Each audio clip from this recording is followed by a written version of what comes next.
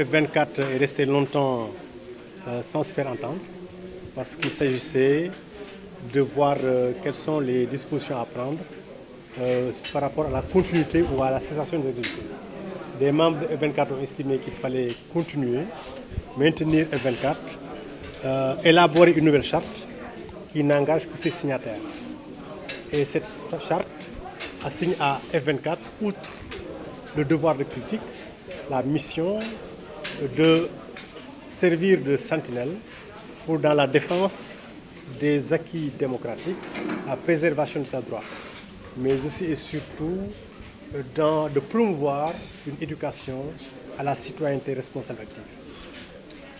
Il fallait rappeler ou informer le peuple de tout cela. Constater également que en mars puis en novembre 2024, le peuple a décidé de déléguer des pouvoirs à M. Bassirou Diomaye Faye d'une part et au député de l'Assemblée nationale. Et cette décision forte doit être comprise et nous avons tenté d'en donner le sens et la portée. Pour nous, F24, cette décision consiste à dire que le peuple veut la rupture, une rupture, comme on a dit, systémique, qui n'autorise aucun retour en arrière. Une rupture qui veut que cesse ce qu'on a appelé la judiciarisation du débat public, les passe-droits, la justice à deux vitesses, les brutalités policières. Par exemple, on a noté qu'à Bakel et récemment à la mairie, il y a eu des brutalités qui auraient pu être évitées.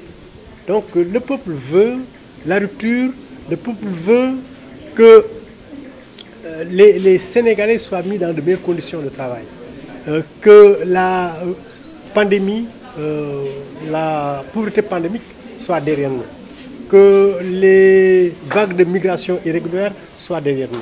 Ils veulent, les Sénégalais, que le Sénégal soit un pays souverain, un pays où la souveraineté alimentaire, la souveraineté numérique, la souveraineté militaire, la souveraineté monétaire soit de rigueur pour qu'on tourne la page du néocolonialisme. Les Sénégalais veulent que soit mis un terme à l'hyperprésidentialisme. L'hyperprésidentialisme qui fait justement qu'un président peut tout se permettre dans ce pays comme s'il était la projection orthogonale de Dieu sur terre. Il faut y mettre un terme en s'inspirant justement des conclusions des assises nationales, de la CNRI, du pacte et même des assises de la justice 2024. Et nous pensons que ce faisant, il sera possible qu'il y ait un équilibre et une séparation réelle des trois pouvoirs. Nous pensons que les Sénégalais veulent qu'il y ait, évidemment, j'ai dit une souveraineté alimentaire, mais ils veulent qu'il y ait une rupture radicale sur tous les plans. Et de ce point de vue, nous avons voulu nous faire les porte-parole de ces ruptures-là. Nous avons pensé que pour F24 et pour tous les citoyens et pour la justice, il faut une renégociation des contrats. Tous les contrats. Il faut une révision des codes. Le code minier, le code électoral, par exemple, qui fait qu'avec le Raougadou, les gens du pouvoir sont toujours les mieux lotis en termes de députés. C'est une nécessité que de réviser le mode de désignation des députés.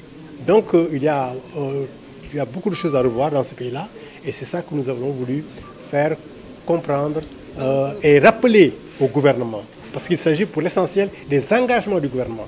Et nous voulons le rappeler pour que le gouvernement qui parle d'une trajectoire qui doit conduire vers un pays souverain, prospère et juste, à partir du Djoubdjoubel Djoubanti, que cette trajectoire soit rigoureusement et vigoureusement suivie pour qu'on arrive à destination.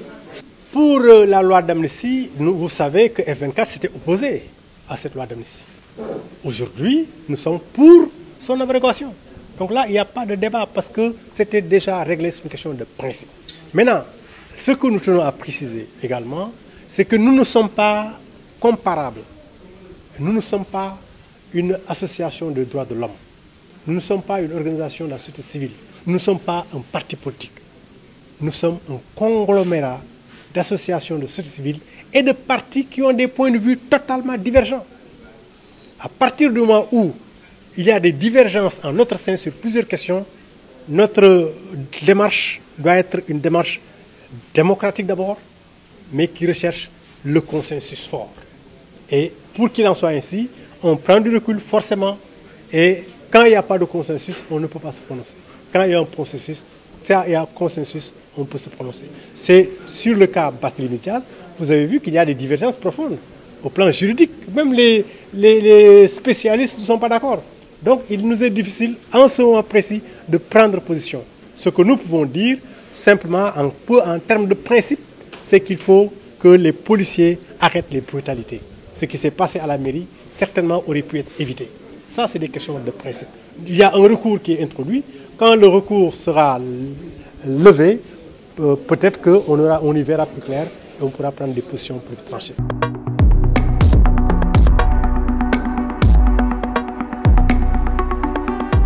HK Média, le pari d'une information juste et utile, totalement indépendant, absolument véridique. HK Média est un nouvel espace animé par la volonté de contribuer à la diffusion d'une information de qualité, vraie et utile. Le Sénégal est notre site de déploiement, l'Afrique, notre priorité, le monde, notre horizon.